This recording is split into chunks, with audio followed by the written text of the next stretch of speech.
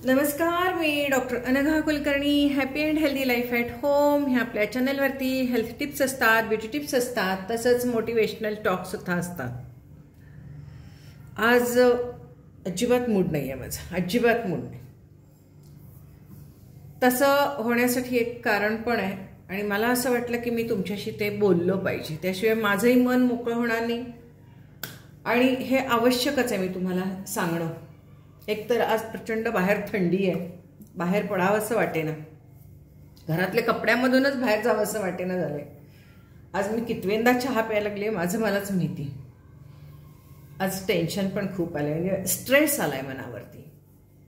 तर म्हटलं आता तुमच्याशी बोलावं, बघूया थोडंसं कमी झाला स्ट्रेस तर. पण ॲटलिस्ट बोलल्याने थोडंसं मन हलकं होतं म्हणतात, तसं आज मन हलकं करण्याचा मी एक हा प्रयत्न करतेय. अर्थात तुम्हाला माहिती आहे की मी उगाचच गप्पा कधीच मारत नाही. साध्या माझ्या जरी गप्पा असल्या तरी त्यातून तुम्हाला काहीतरी चांगलं कसं मिळेल हाच मी विचार करत असते. आणि त्यामुळे आजचा हा विषय म्हणजे तो शेवटचा फोटो, म्हणजे मागे नाही का बघू, तो शेवटचा फोटो माझ्या आजच्या व्हिडिओचा विषयच आहे की तो शेवटचा फोटो. आणि जर का तो शेवटचा फोटो काढला गेला नसता तर कदाचित ही दुर्घटना टळली असती. असं मला इतकं सकाळपासून राहून वाटायला लागले. आपल्याला असं वाटतं की आपण सगळेजण एकत्र भेटलेलो असतो एखाद्या कार्यक्रमाच्या निमित्ताने, आणि मग त्यावेळेला आपल्या सगळ्यांचं आजकाल सगळ्यांच्या हातामध्ये कॅमेरे असतात, फोटो मोबाईल असतात, आणि आपण म्हणतो एक फोटो काढूया आपण आणि त्या फोटोचं मन कधी भरतच नाही आपलं.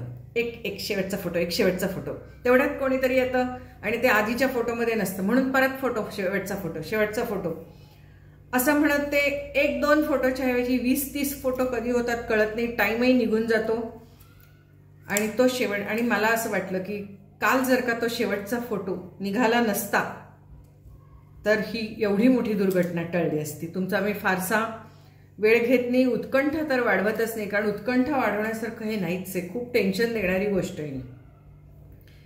काल एका लग्नाला गेलो होतो आम्ही, रिसेप्शनला गेलो होतो संध्याकाळी. आणि त्यावेळेला त्या रिसेप्शनच्या ठिकाणी तुम्हाला माहिती आहे की कुठलाही कार्यक्रम असू दे, लग्न असू दे, रिसेप्शन असू दे, काही म्हाताऱ्या व्यक्ती असतात, वृद्ध व्यक्ती असतात, त्यांना स्टेजवरती जाता येत नाही. आणि त्यामुळे ते पुढच्या रांगेमध्ये बसलेले असतात. सगळेजण त्यांना तिथंच येऊन बोलत असतात, गप्पा मारत असतात, आणि फोटो पण तिथंच चालू असतात, कारण की त्यांना स्टेजवर जाता येत नाही. स्टेजवरनच कपल नवविवाहित जे कपल असतं, जोडी असते, ती खाली येते, वृद्ध दाम्पत्यांना नमस्कार करते, पुन्हा वर जाते. आणि हे तर चित्र आपण नेहमीच बघतो. तसंच कालचं थोडंसं झालं. पुढच्या रांगेमध्ये एक आजोबा आजी बसले होते आणि जास्त वेळ झाला, मग त्यांना जायचं होतं म्हणून मग वरती जे होते नवरा बायको, नवीन लग्न झालेलं रिसेप्शन होतं, ते खाली आले. त्यांनी त्यांना नमस्कार केला, त्या ठिकाणी फोटो झाला आणि जवळजवळ जायचीच वेळ होती ती, पण तरी सुद्धा तो फोटो झाला. आता ते दाम्पत्य वर गेलं पुन्हा स्टेजवरती. आणि अशा वेळेला त्या ठिकाणी ते आजोबा आजी होते, निघाले होते. मग सगळेजण आजी माझा फोटो, आजोबा माझा फोटो, काका माझा फोटो, काकू माझा फोटो, सगळे नातेवाईक एक यायला लागले आणि एक फोटो काढून घ्यायला लागले त्यांच्याबरोबर. आणि जवळजवळ सगळे फोटो झाले, सर्व झालं. तेवढ्यात कोणाला तरी वाटलं की अरे आपण सगळेजण जमलेलो आहोत, आपल्या बहिणींचा फोटो या आजोबा आजींच्या बरोबर एक काढूया. आणि ते काढावं म्हणून ते उभे राहिले. तुम्हाला माहितीये की अशा वेळेला काय होतं की पटकन माणूस आपल्या हातातलं जे सामान असतं, कारण की आपण बाहेर निघालेलो असतो, आपल्या हातात काहीतरी जड सामान असतं, मोठं सामान असतं, आपण ते तिथंच बाजूला ठेवतो आणि उभं राहतो पटकन फोटोला. तेवढ्यात आणि एक कोणतरी येतं, मग आपण आणि अलीकडे सरकतो. तसंच झालं काल थोडंसं. फोटोला सर्वजण उभे होते, हातातलं पटकन सामान बाजूला ठेवलं गेलं आणि 1-2 जण आले आणि 1-2 आले, ते सामान जरासं मागं सरकवलं गेलं. फोटो काढण्याच्या नादात फक्त 2 मिनिटाचा फरक पडला. 2 मिनिटाचा. जरासं त्या बॅगपासून जरासं बॅगकडे दुर्लक्ष झालं. सगळेजण जरा इकडे तिकडे हलत होते. ज्या व्यक्तीची बॅग होती ती व्यक्ती जराशी अलीकडे सरकली. पायाने ती बॅग खाली सरकवली गेली पायाने. पुढची व्यक्ती जी होती तिने. 2 मिनिटाचा फक्त काही क्षणांचा काळ होता. फोटो झाला. चला आता निघतो, उशीर झाला. 10:30 वाजून गेलेले आहेत. आता अजूनही लांब जायचंय असं म्हणून सगळ्यांनी आपापल्या बॅगा हातात घेतल्या. आणि त्या आत्याबाईंनी सुद्धा. त्या आत्याबाईंच्या हातात एक मूल म्हणजे नातवंड होतं. अर्थात एक सुनेच्या हातात नातवंड होतं. एक आत्याबाईंच्या हातामध्ये म्हणजे फार छोटं नव्हतं ते, पण हाताला धरलेलं नातवंड होतं. चला आता जायचं म्हणून त्या म्हटल्या की अरे मी इथं माझी पर्स ठेवली होती, इथे माझी पिशवी ठेवली होती. हा इथेच असेल. सगळेजण बघतायत. तिथेच ठेवलेली जस्ट नुसती अशी पर्स नुसती ठेवली होती. सगळेजण तिथंच आहेत, फोटो काढतायत. एक फोटो झाला त्यावेळेला त्यांची ती पर्स तिथं होती. दुसऱ्या फोटोच्या वेळेला त्या जराशा बाजूला सरकल्या. आणि तोच घातक क्षण ठरला. माझ्या अंगावर एवढे काटे येत आहेत तुम्हाला मी काय सांगू आणि कसं सांगू. त्या 2 फोटोच्या मधला जो क्षण होता त्या क्षणामध्ये ती तिथली बॅग हल्ली होती. सगळेजण बघतात. सगळ्यांना वाटलं इकडे तिकडे सरकली असेल ती बॅग. कुणाला कुठली बॅग तर कळेना, पर्स आहे का कळेना, बॅग आहे का कळेना.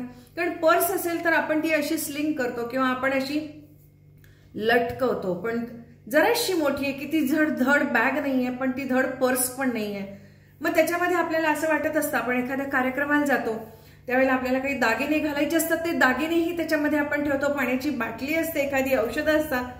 आवश्यक सगळ्या गोष्टी मावतील म्हणून ती छोटी पर्स नसते, जरा मोठी पर्स असते, थोडी जड असते. त्यामुळे ती आपली अशी पटकन खाली ठेवली जाते. त्यांचीही ती तशीच खाली ठेवली गेली. आणि सगळेजण शोधतात पर्स बॅग सगळेजण शोधतात. मग सगळ्यांनी विचारलं काय होतं त्याच्यात, फोन होता का.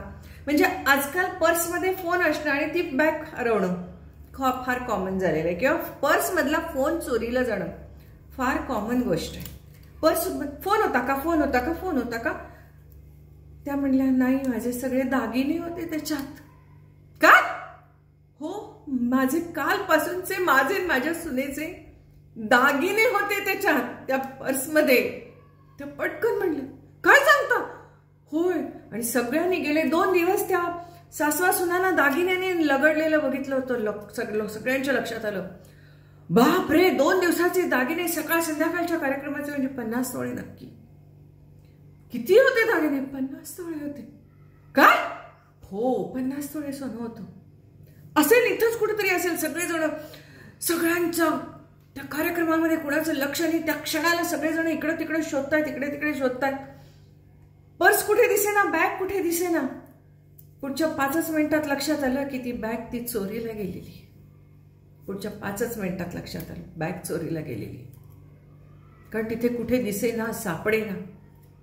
सगळेजण तिथेच तर थांबलेत, कोणीच तर बाजूला नाही. इतरांच्या बॅग आहेत आणि त्यांचीच तेवढी एकच पर्स नाही. पटकन त्या कार्यालयाच्या ऑफिसमध्ये जाऊन बघितलं. सीसीटीव्ही कॅमेरे लागले. बघितले, सगळं केलं तर त्या ठिकाणी एक मुलगा, अतिशय चांगल्या ड्रेसमध्ये असलेला एक मुलगा, ज्यानं ब्लेझर घातलं होतं, म्हणजे ओव्हरकोट ब्लेझर घातलं होतं. ते ब्लेझर घातलेला मुलगा त्या फोटोच्या त्या सगळ्या गराड्यामध्ये उभा होता. त्या गराड्याच्या तिथं तो उभा होता. त्या आत्याबाईंनी जेव्हा ती पर्स काढून ठेवली, ह्या मुलांनी आपला ब्लेझर काढला आणि आपल्या हातावर टाकला. असा हे सगळं सीसीटीव्ही मध्ये दिसलं. असा हातावर टाकला. पहिला फोटो झाला. त्यांनी ती पर्स बघितली. तो मुलगा खाली वाकला. त्यानं ती पर्स उचलली, इथे ठेवली, अशी घातली आणि वरती तो ब्लेझर घातला. इथे आतल्या बाजूला ती पर्स लटकवली, वरनं तो ब्लेझर टाकला आणि शांतपणे निघाला. दुसरा फोटो झाला. सगळ्यांच्या लक्षात आलं. सगळेजण शोधतायत तिथं. मुलगा तो तिथून ब्लेझर घालून चाललेला आहे आणि तो तिथून गेला. पुढे कुठे गेला तो दिसला नाही सीसीटीव्ही मध्ये. त्यानं उचललेली बॅग कळली, सगळ्यांचा धावाधाव झालेली सगळी दिसली, CCTV मध्ये सगळ्या गोष्टी दिसल्या.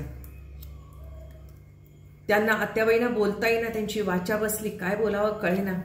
अर्थातच पुढच्या सगळ्या गोष्टी झाल्या, पोलीस आले, सगळ्या गोष्टी झाल्या. परंतु जवळजवळ तेवढ्यात त्यातल्या त्यात एक आनंदाची गोष्ट म्हणजे 50 तोळे सोनं, 50 तोळे सोनं, म्हणजे सगळेजण हिशोब करत होते. तेवढ्यात त्यांची मुलगी म्हणली, अगं आई, तू तो हार होता तो माझ्या घरात विसरलीस, लक्षात आहे ना? चला म्हणल्या, तेवढंच सोनं कमी झालं, म्हणजे तेवढं सोनं वाचलं आपलं. इतकं टेन्शन आलं, इतकं टेन्शन आलं. आणि त्यावेळेला त्यांच्या लक्षात आलं की आपण 1, 2, 3 दागिने मुलीच्या घरामध्येच काढलेले आहेत, असं त्यांना एक मनात वाटलं. थोडासा रिलीफ मिळाला, पण तरीही जवळजवळ 30-40 तोळे सोनं त्यांचं गेलं. असा तो त्या धक्क्यातच आम्ही घरी आलो, चैन पडेना. आणि असं वाटलं की अहो, किती वर्षांपासून त्यांची ती पुंजी असेल, त्यांचं स्वतःचं, त्या आत्याबाईंचं स्वतःचं ते स्त्रीधन असेल, त्या सुनेचं स्त्रीधन असेल, त्यानंतर त्यांनी केलेले ते दागिने असतील. 40-50 वर्षाची, 30-40-50 वर्षाची ही सगळी पुंजी एका क्षणात गेली. माहित नाही आता ते मिळतील न मिळतील, ह्या सगळ्या गोष्टी पुढच्या झाल्या. ते आता पुढे सगळं FIR झालं, सगळं त्यानुसार होणार, त्या गोष्टी असं खरंच असं वाटलं की का बायका बाहेरच्या बाहेर गावी जरी किती लग्न जवळच असलं तरी का तुम्ही सोन्याचं घालून जाता, का तुम्ही सोन्याचं घालून जाता? आणि तुम्हाला सांगते, लग्न कार्य म्हणजे तर कधीही सोन्याचे दागिने घालून जाऊ नये. अगदी मी लहान असल्यापासून बघते की ती एक खोली असायची, एक रूम असायची, वरपक्षाची वधूपक्षाची, त्या ठिकाणी एक आजी बसलेल्या असायच्या, तरी सुद्धा कोणाचा ना कोणाचा तरी दागिना हा जायचाच. आणि मला अजूनही कळत नाही की खरंच नका तुम्हाला काय दागिने घालायचेत ना, घरातल्या घरात घाला, तुमची हाऊस पेडा, घरात मग काहीतरी एखादं हळदी कुंकू करा, काहीतरी करा, घरातल्या घरात हाऊस पेडा. बरं, अंगावर घातलेले दागिने तरी तुमचे असू दे, तुम्ही कशाला त्या हातातले आणि कानातले कशाला दागिने काढून पर्समध्ये ठेवता? ही सगळ्याच बायकांची सवय आहे. ढीगभर दागिने घालून जायचे, आणि त्याच्यामुळे काय होतं, त्या साड्या, ते दागिने, ते टोचायला लागतं, ते उकडायला लागतं. ते उन्हाळ्याचे दिवस असतात, एखाद्या हातात लहान मुलं असतं, त्या बाळाला ते दागिने टोचायला लागतात, आणि त्याच्यामुळे ते दागिने, किंवा असं वाटतं बऱ्याच वेळेला की तो लफ्फा आहे, त्याचा चाप, तो फासा आहे, तो फासा पडेल, असं बऱ्याच वेळेला वाटतं. आणि म्हणून ते नेकलेस वगैरे काढून ठेवले जातात, आणि ते असं काहीतरी होऊन बसतं. अंगावरचे दागिने तेवढे राहिले त्यांच्या, घरात विसरलेले तेवढे दागिने राहिले त्यांच्या, पण तरी सुद्धा प्रचंड मोठा, जेवढा लग्नाला खर्च आला नसेल तेवढा खर्च, म्हणजे तेवढा फटका त्यांना बसला. तुम्हाला एकच सांगेन की दागिन्यांचा मोह सोडा, हो सोडा. तुम्हाला दागिने करायचे, इन्व्हेस्टमेंट करायची ना, करा. त्या बिस्किटं घ्या, सोन्याची बिस्किटं घ्या, बँकेमध्ये ठेवा, काहीही करा. कमीत कमी ती तुम्ही घालणार तर नाही ना अंगावर.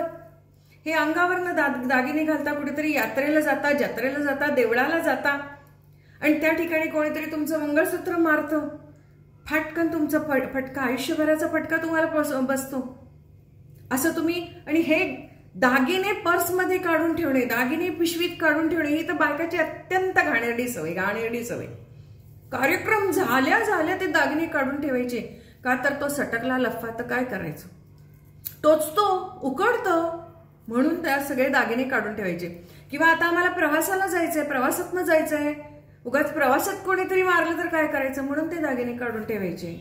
अहो, ते घरात ठेवा दागिने, नाका बरोबर घेऊन जाऊ दागिने. काय वाटतं तुम्हाला?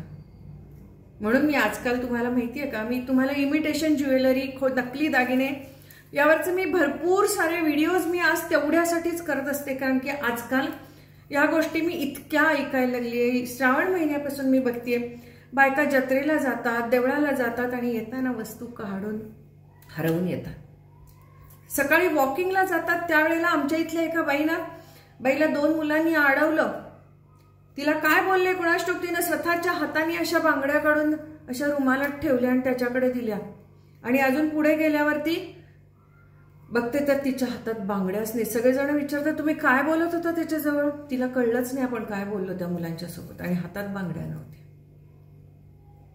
सोन्याचे दागिने एवढे पैसे खर्च करून तुम्ही करता आणि असे कुणाला तरी जातात. अहो विचार करा, विचार करा. आजकाल तुम्हाला वाटतं की मी माझी खरेदी एवढी का टाकते, दागिन्यांबद्दल मी एवढी का बोलते, नकली दागिन्यांबद्दल एवढी का बोलते. मी तुम्हाला खरं सांगू म्हणून मी बोलते. अहो आयुष्यभर रक्ताचं पाणी पाणी करता तुम्ही आणि पैसे मिळवता, आणि असे पटकन तुमचा एखादा हव्यास असतो किंवा तुमची हौस, या पोटी ते सगळं जातं. आज तुम्हाला सांगते, काल त्या आत्याबाईंचा चेहरा, आत्याबाईंना इतका मोठा धसका बसला या सगळ्या गोष्टी बघितल्या तर असं वाटतं की बापरे, हे इतका असं कसं होऊ शकतं. खूप मोठी गोष्ट ही. हे मी तुम्हाला मागेही मी शेअर केलं होतं की माझंही मंगळसूत्र एक असंच मारलं गेलं होतं. त्यावेळेला मी धावत गेले पण मला धावता येईना, पळायला लागले मला पळता येईना, चालायला येईना, बोलायला येईना, घसा बसला, काही होईना. म्हणजे असं उभ्या उभ्या मी मेले त्या क्षणाला. त्या क्षणाला माणसाला काहीच कळत नाही. एक साधं माझं त्यावेळेचं मंगळसूत्र होतं तर मला एवढा त्रास झाला. काय त्या आत्याबाईंची स्थिती झाली असेल, सगळ्या त्या घरादारावर आज काय परिस्थिती असेल. फार वाईट वाटलं. काय याच्यावरती काहीतरी पॉझिटिव्हली विचार करायचा शेवटी, म्हणून असं वाटलं की ते रात्री प्रवास करून जाणार होते. कदाचित त्यांच्यावरती हा काहीतरी मोठं संकट येणारच होतं. प्रवासात जाणार होते, लहान मुलं बाळ सगळी फॅमिलीच्या फॅमिली सोबत होती. कदाचित मे बी प्रवासात त्यांच्यावरती येणारं संकट हे असं गेलं, असं आपण कुठंतरी पॉझिटिव्हली असा विचार केला पाहिजे आणि त्यातनं बाहेर पडलं पाहिजे. होय की कदाचित मोठं संकट येणार होतं, जीवावर बेतणारं संकट कुणाच्यावर तरी येणार होतं आणि ते संकट हे असं निघून गेलं. असा हा विचार जर का केला तरच आपण यातनं तरू शकतो. दुसरा काय विचार करणार. गेलेली वस्तू मिळेल न मिळेल ही गोष्ट वेगळी, पण त्यातनं पॉझिटिव्हली असा काहीतरी विचार केला पाहिजे आणि त्यातनं बाहेर पडलं पाहिजे. नाहीतर स्वतःला हाल, स्वतःला त्रास, इतरांना त्रास, स्वतःच्या मनाला खूप त्रास करून घ्यायचा, माझं चुकलं असं म्हणून घ्यायचं. या सर्व गोष्टीतनं बाहेर पडा आत्याबाई, तुम्ही काही चुकलेला नाहीये. आयुष्यात काही वेळेला आपल्या नशिबात जेवढं असतं तेवढं आपल्याला मिळतं आणि आपल्या नशिबात नसतं ते असं जातं. तुम्हाला एक छोटासा उदाहरण सांगते. माझी एक मैत्रीण, असंच एक काहीतरी संकट आलं होतं. आम्हाला लोकांनी असंच सांगत होते, म्हणजे आमच्या कारखान्यात चोरी झाली होती, मोठी चोरी होती, प्रचंड मोठी चोरी होती. त्याबद्दलही मी एखाद्या दिवशी तुम्हाला बोलेन.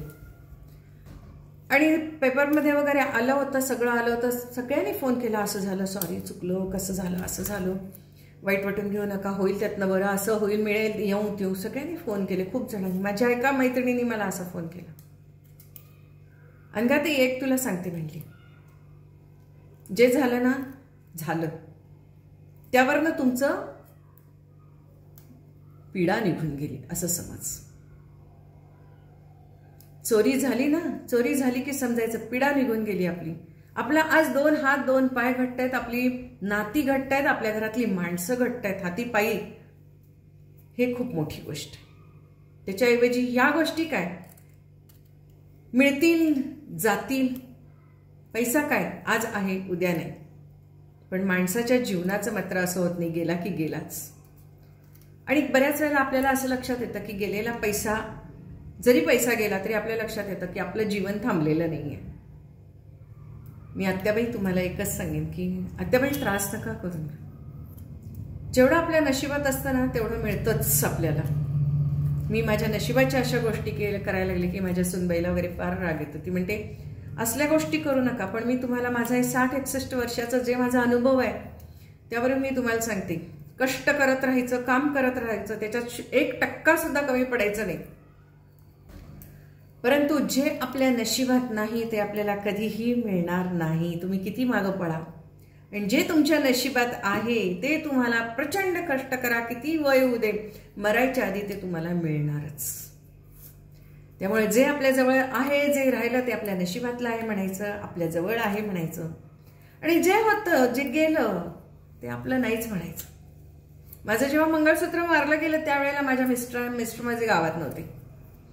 मी त्यांना तेव्हा फोन होते, मग मी त्यांना फोन करून सांगितलं की असं असं झालं. त्या म्हणल्या गेले तर गेलं, मी आहे ना घट्ट इथं, तुझा नवरा घट्ट इथं, तर मंगळसूत्र घेऊन काय करतेस. फटकन बोलले. मी म्हटलं पोलिसात कशाला जातेस म्हणले. जाऊ दे म्हणले, जाण्या येण्यात तुझा वेळ जाईल, रोजचं तुझ्या कामामध्ये म्हणले तुझ्या वेळ जाईल, ते नको म्हणले, जाऊ नकोस. तरी सुद्धा दुसऱ्या दिवशी मी जाऊन तिथे नोंद करून आले की असं असं झालेलं आहे. कारण की ते करणं आवश्यक असतं, त्या भागामध्ये कुठे कुठे काय झालं ह्या सगळ्या गोष्टी माहीत असतात, म्हणून मी सांगून आले, सगळं आले. पण हे असं माझे मिस्टर पटकन म्हणले, अगं नवरा तुझा घट्ट आहे आणि तू कशाला घाबरतेस, तू कशाला काळजी करतेस, ते काय मंगळसूत्र एवढंच तर मंगळसूत्र, सोन्याचं मंगळसूत्र, त्याला काय एवढी किंमत म्हटली, आहे काय नाही काय, मी आहे नाही. तसंच मी सांगेन आत्याबाई तुमची फॅमिली सगळी छान आहे. तुम्ही रात्री प्रवास करणार होता, तुमच्यावर काहीतरी संकट येणार होतं आणि ते संकट असं तुमच्या ह्या प्रिय व्यक्तींनी गोष्टींनी घेऊन गेल्या. आपल्या प्रिय व्यक्ती आपल्या कामाला येतात म्हणतात, आपल्या उपयोगी पडतात. सोनं दागिने हे तुमचे खूप प्रिय होते आणि त्या तुमच्या प्रिय व्यक्तींनी वस्तूंनी ते जे संकट होतं ते स्वतःवरती घेतलं. तुमच्यावर येणारं संकट असं निघून गेलं असं समजा. त्रास करून घेऊ नका. जे नशिबात आहे ते पुन्हा आयुष्यात मिळेलच तुम्हाला. ते काय सोनंच असायला पाहिजे असं काही नाही हो. सोन्यासारखे दिवस आहेत, सोन्यासारखी माणसं तुमच्यासोबत आहेत, सोन्यासारखी तब्येत टिकवून ठेवा.